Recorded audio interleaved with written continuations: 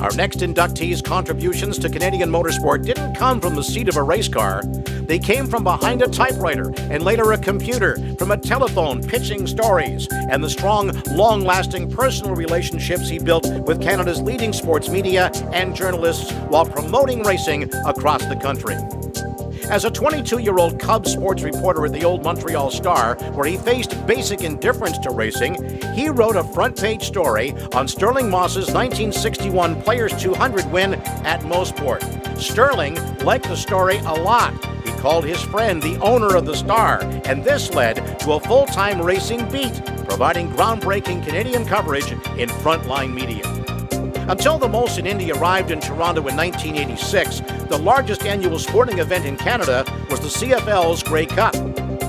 But through our inductees' public relations, media, and marketing efforts with the Toronto Indy that eventually expanded to Vancouver, the sports landscape changed, and both races were counted among the nation's largest events, sports or otherwise, for several years.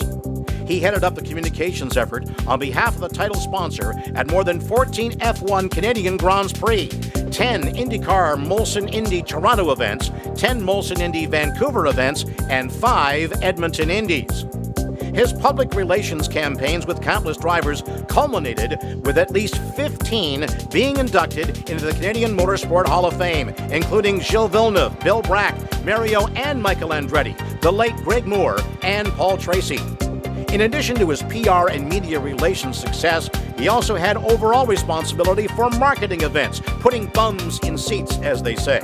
Both IndyCar races, under his guidance, enjoyed massive record crowds, averaging well in excess of 150,000 per weekend, near the top in attendance for all IndyCar events on their schedule. This inductee also contributed significantly to the Cross Canada Shell 4000 Rally, the inaugural 1967 F1 Canadian Grand Prix, and the unique Telegram Trophy race at Motorsport. Perhaps his proudest achievement?